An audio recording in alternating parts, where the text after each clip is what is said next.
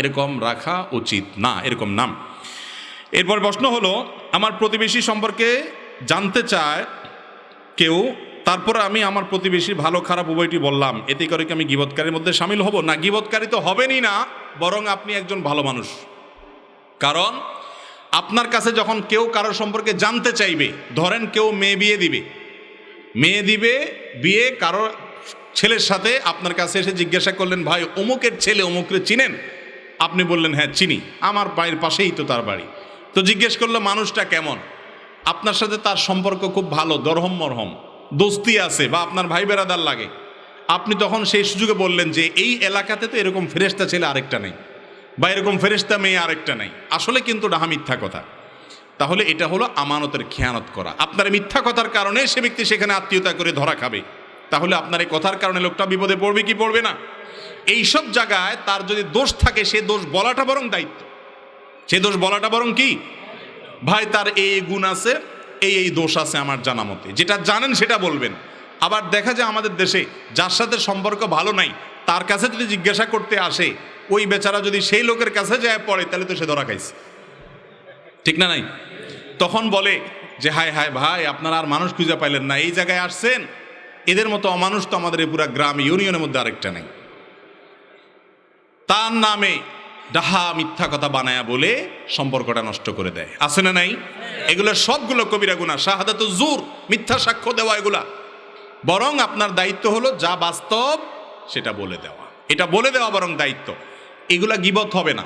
একজন একজনকে টাকা হলাদ দিবে, আপনাকে জিজ্ঞাসা করছে ভাই লোকটার লেনদেন কেমন, আপনি যদি জানেন যে লোকটা টাকা নিয়ে ঘুরায় সবাইকে, তাহলে আপনি এই যে বেচারা টাকা হলাদ দিতে চাচ্ছে তাকে বলে দেওয়া যে ভাই লোকটার কিন্তু এই ক্যারেক্টার, এই চরিত্র আমার জানা আছে, এটা বলে দেওয়া বরং আপনার ইমানি দায়িত্ব। কথা কি বুঝাতে পারছি? এটা বললে কোনো গীবতের গুনাহ হবে না। এরপর প্রশ্ন হলো, ষাঁড়ের লড়াইয়ের খেলা ইসলামের দৃষ্টিতে জায়েজ আছে কি? ষাঁড়ের লড়াইয়ের খেলা, আমাদের দেশে ষাঁড়ের লড়াই হয় অনেক এলাকাতে, চট্টগ্রামে কক্সবাজারের দিকে একটু বেশি হয়, অন্যান্য এলাকাতেও হতে পারে। ষাঁড়ের লড়াই সম্পর্কে আপনারা টুকটাক জানেন যে একটা গরুর সাথে অন্য গরুর লড়াই লাগাই দেওয়া হয়, লড়াই যাতে জমজমাট হয় সেজন্য লাল কাপড় দিয়ে আরও বিভিন্ন প্রক্রিয়া দিয়ে তাদেরকে নানাভাবে উত্তেজিত করে তোলা হয়, খেপিয়ে তোলা হয়, যাতে করে প্রতিপক্ষ ষাঁড়কে আক্রমণ করতে পারে। ষাঁড়ের লড়াইয়ে কি হয়, এক ষাঁড় অন্য ষাঁড়কে তার শিং দিয়ে আঘাত করে কখনো রক্তাক্ত করে, কখনো আহত করে, কখনো হয়তো মেরেও ফেলে। একটা ষাঁড়ের আঘাতে আরেকটা ষাঁড় রক্তাক্ত হচ্ছে, আঘাতপ্রাপ্ত হচ্ছে, হয়তো মৃত্যুর কোটে ঢলে পড়ছে, আর আমরা সেটা দেখে হাসি পাচ্ছি, হাসি এবং বিনোদন করছি, আমরা মজা নিচ্ছি, আমরা সেটাকে আপনার আনন্দের একটা উপলক্ষ বানিয়ে নিয়েছি। এটা কোনো সভ্য, এটা কোনো ভদ্র মানুষের কাজ হতে, ইসলামী শরিয়ার দৃষ্টিকোণ থেকে এই খেলা হারাম, এই খেলা জায়েজ হওয়ার কোনো কারণ থাকতে। নবী করিম সাল্লাল্লাহু আলাইহি সাল্লাম বলেছেন, ইন্নাল্লাহা কাতাবাল ইহসান আলা কুল্লি শাই, মানুষ তো বটেই, আল্লাহ তাআলা অন্যান্য প্রাণীদের প্রতি পর্যন্ত ইহসান করা, অনুগ্রহ করাকে ফরজ করে দিয়েছে। অতএব কোন পশু যদি তোমরা জবে করো, নবী করিম সাল্লাল্লাহু আলাইহি সাল্লাম বলেছেন সহিহ মুসলিমের হাদিস, তোমরা ভালো করে চাকুকে ধার দিবে, কারণ চাকু যদি ভালো করে ধার দেওয়া হয় তাহলে পশু খুব দ্রুততার সাথে জবে হয়ে যাবে। অযথা ধোঁতা ভোঁতা এবং কম ধারওয়ালা ছুরি দিয়ে, চাকু দিয়ে তাকে জবে করলে বিনা কারণে তাকে অনেক সময় ধরে কষ্ট দেওয়া হবে। এই জায়গায় পর্যন্ত নবী করিম সাল্লাল্লাহু আলাইহি সাল্লাম তার প্রতি রহম করতে বলেছেন। একজন সাহাবী একটা পাখি ধরে নিয়ে এসেছেন, ওই পাখির বাচ্চাগুলো আরেক জায়গায়, নবী করিম সাল্লাল্লাহু আলাইহি সাল্লাম দেখে তাকে ভৎসনা করেছেন এবং তাকে বলেছেন এগুলোকে রেখে দিয়ে আসতে, কারণ বাচ্চা এবং মা দুই জায়গায় হওয়ার কারণে তাদের কষ্টের কারণ হবে, এটা তাদের প্রতি নির্মমতা হবে। অতএব ষাঁড়ের লড়াইয়ের মতো এরকম নিষ্ঠুর, এরকম নির্মম, এরকম বর্বর কাজ, এটা কোনো আমাদের সংস্কৃতি হতে পারে? বিভিন্ন পত্রিকা বলে ষাঁড়ের লড়াই এটা আমাদের নাকি ঐতিহ্য, এটা নাকি আমাদের সংস্কৃতি। না, এটা আমাদের ঐতিহ্য না, এটা আমাদের সমাজের কুসংস্কার। এটা আমাদের সমাজের কি কুসংস্কার। এ ধরনের বর্বর এবং এ ধরনের অযৌক্তিক এবং নিষ্ঠুর কাজ, এটা কখনো আমাদের বিনোদনের মাধ্যম হতে পারে না। এরপরের প্রশ্ন হলো, প্রথম স্ত্রী মারা গেছেন, স্বামী যদি দ্বিতীয় বিয়ে করে তার প্রথম স্ত্রী কবর থেকে কষ্ট পাবে কিনা? এক্ষেত্রে যদি কষ্ট পায় তাহলে ওই লোকের হয়ে বিয়ে করা কি জায়েজ হবে? ভাই আমরা আখেরাত সম্পর্কে ধারণা যে আমাদের একেবারেই নাই, এর একটা প্রমাণ হলো এ ধরনের প্রশ্ন।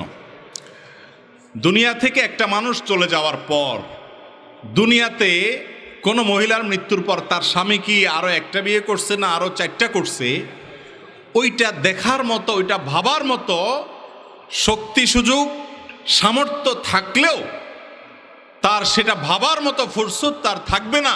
ইয়ানফসি ইয়ানফসি করে তার আখেরাতের যে ঘাটগুলা সে পার হচ্ছে, সে ঘাটগুলো পার হওয়া নিয়ে সে পাগল পড়া থাকবে। কথা বুঝাতে পারছি? সেখানে তার স্বামী কি আরেক বিয়ে করলো কিনা তাতে অভিমান করবেন তিনি, রাগ করবেন তিনি, এত সহজ বিষয় না। আখেরাতের যে সফর, সে সফরটা তো সহজ না। সেখানে ইয়ানফসি করতে করতে অস্থির থাকবে, বেচাইন থাকবে, ঠিক না বেঠিক? বিধায় এটা ভুল যে স্বামী দ্বিতীয় বিয়ে করলে স্ত্রী কবরে কষ্ট পাবে, আবার কষ্ট পেলে সেটা করা জায়েজ হবে কিনা সেটা আরেক বিষয়।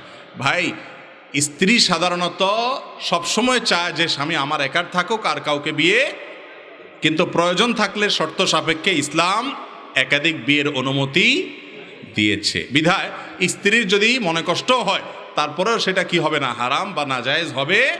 তবে একাধিক বিয়ে জায়েজ হবে ওই ব্যক্তির জন্য যে ব্যক্তি একাধিক স্ত্রীর প্রতি সমতা বজায় রাখতে পারবে। যে ব্যক্তি বিয়ে করে এক বউর দিকে টানবে, আরেক বউর হক নষ্ট করবে, তার জন্য একাধিক বিয়ে করা জায়েজ নাই। এই কনফিডেন্ট নিজের উপরে থাকতে হবে, আত্মবিশ্বাস থাকতে হবে যে আমি এর বাইরে যাব না, অর্থাৎ অসমতা হয় এরকম কোনো আচরণ করব না। অনেক শিক্ষা প্রতিষ্ঠান বিভিন্ন ফি আদায় সরকারের নির্ধারিত ফি থেকে অতিরিক্ত, এর শরঈ বিধান কি? কোনো প্রতিষ্ঠান এটা যদি নির্ধারিত ফির বাইরে অতিরিক্ত ফি আদায় করে এবং সেটা যদি টিচাররা নিজেরা ভাগযোগ করে নেয়, দুর্নীতি অংশ হিসাবে করে, তাহলে সে ফি নেওয়াটা গুনাহ এবং সে ফির ভাগ নেওয়াটাও অন্য টিচারদের জন্য হারাম, এটা জায়েজ নাই। এটা অনেক শিক্ষা প্রতিষ্ঠানে হয়ে থাকে। এরপর প্রশ্ন হলো, আমি ফজরের সুন্নত নামাজ ঘরে পড়ে যদি মসজিদে গিয়ে দেখি জামাতের আগে আমার হাতে সময় আছে, তাহলে 2 রাকাত দুহুল মসজিদ নামাজ পড়া যাবে কিনা? দেখেন, ফজরের আগের সুন্নতটার ক্ষেত্রে নবী করিম সাল্লাল্লাহু আলাইহি সাল্লামের সিস্টেম ছিল বাসা থেকে সুন্নত পড়ে আসতেন আর জামাত দাঁড়ায় যাইত। আপনি যদি বাসা থেকে সুন্নত পড়ে আসেন ফজরের সময়, তাহলে এমনভাবে আসবেন যা আপনিও আসছেন, জামাত দাঁড়ায় গেছে। আর যদি মসজিদে আপনি আগে আসতে চান তাহলে সুন্নত মসজিদে এসে পড়বেন, কারণ ফজরের আগে 2 রাকাত সুন্নত ছাড়া আর কোনো নামাজ হাদিস দ্বারা প্রমাণিত না। যার কারণে ওইভাবে আসবেন যে আপনি সুন্নত পড়ে আসছেন, এদিকে জামাতের টাইম হয়ে গেছে, হয়তো কয়েক সেকেন্ড বাকি আছে, আপনি অপেক্ষা করবেন, তারপর জামাতে শামিল হবেন। এরপরে প্রশ্ন হলো, আমাদের দেশে দেখি ফজরের আজান 45 মিনিট বা 1 ঘন্টা ধরে চলতে থাকে, বিভিন্ন মসজিদে ভিন্ন ভিন্ন সময় আজান দেয়, এটা কোরআন ও হাদিসে সঠিক কিনা? এই কারণে দেখা যায় অনেক সময় যাহারা নফল রোজা রাখে এবং তাহাজ্জুদের নামাজ পড়ে তাদের অনেক সমস্যায় পড়তে হয়। এটা ঠিকই বলেছেন, খুবই দুঃখজনক অধ্যায়। 1 ঘন্টা ধরে আজান হতে থাকে। কোনো মসজিদের মুয়াজ্জিন তিনি হয়তো এতটা বাজে আজান দিয়েছেন, আরেক মুয়াজ্জিন আরও 20 মিনিট পরে দিলেন, আরেকজন আরও 30 মিনিট পরে দিলেন, এটা না। ফজরের ওয়াক্ত হওয়ার পর একটা নির্দিষ্ট সময়ের ভিতরে আজান হওয়া উচিত। বিশেষ করে ফজরের আজানের সাথে মানুষের সাহারি খাওয়া এবং তাহাজ্জুদ পড়া অনেক কিছু সম্পর্ক আছে। এই জন্য এই আজানটা অত্যন্ত টাইমলি দেওয়ার চেষ্টা করা উচিত এবং মুয়াজ্জিনদের এদিকটা লক্ষ্য করা উচিত, এটা করা হয় না। এরপর প্রশ্ন হলো, আমি আবু বকর সিদ্দিক লক্ষ্মীপুর জেলা থেকে আপনার শরীর সমাধানগুলো সবসময় শুনে থাকি। আমার প্রশ্ন হলো, মোবাইলের রিংটোনে ইসলামিক পদ্ধতিটা বলবেন। দেখেন, মোবাইলের রিংটোনে কোরআনে কারিমের কোনো আয়াত সেট করবেন না, কারণ এটা টয়লেটে গেলে বেজে উঠবে, কোরআনের অপমান হবে। আবার এটা যখন বেজে উঠবে হয়তো আয়াতটা এমন একটা গিয়ে থামছে, অর্থ মিলে নেই, আপনি ওখানে মোবাইলের গলা চিপ দিয়ে আপনি কল করা শুরু করবেন, কথা বলা শুরু করবেন, হবে কি হবে না? তখন আয়াতটা অপূর্ণাঙ্গ থাকবে, এটা কোরআনের সাথে বেয়াদবি হয়। এই জন্য রিংটোন হিসেবে কোরআনে কারিমের আয়াত রাখা জায়েজ নাই। তাই বলে কোরআনে কারিমের আয়াত রাখবেন না দেখে কি মিউজিক রাখবেন? কোনো মিউজিক সেট করা, আমাদের অনেকের মোবাইলের রিংটোন হিসাবে বিভিন্ন গান মিউজিক রাখা আছে, এটা কি নাই? জায়েজ নাই, সরাসর হারাম। তাহলে তুলনামূলকভাবে কোনো ন্যাচারাল সাউন্ড আছে, পানির আওয়াজ, কোনো পাখির আওয়াজ, কোনো ন্যাচারাল বা প্রাকৃতিক কোনো শব্দ থাকলে সেটাকে সেট করে দিবেন, বা কোনো ভালো গানের কথা, ভালো ইসলামিক গান বা কোনো ভালো গান যেখানে খারাপ কোনো কথা নাই, সেখানে মিউজিক নাই, সেটাকে আপনি রিংটোন হিসাবে সেট করবেন, তাহলে ইনশাআল্লাহ জায়েজ হবে। এরপর প্রশ্ন হলো, অনেক দোকানদার ভাই টিভিতে ছবি এবং গান চালিয়ে রাখে, অনেকে দোকানে এসে এগুলো দেখে, এতে দোকানদারের কী ধরনের শাস্তি হবে? এটা ঠিক যে বিশেষ করে গ্রামাঞ্চলে চায়ের দোকানগুলো তো টেলিভিশন ছাড়া দোকানদার বেচারা দুইটা বাক্স রাখছে, একটা ক্যাশের বাক্স ব্যবসার টাকা এখানে রাখার জন্য, আরেকটা বাক্স রাখছে ওইটা হলো জাহান্নামে যাওয়ার জন্য, যত যা রসদ দরকার সবগুলো সে সেখানে রেখে দিয়েছে।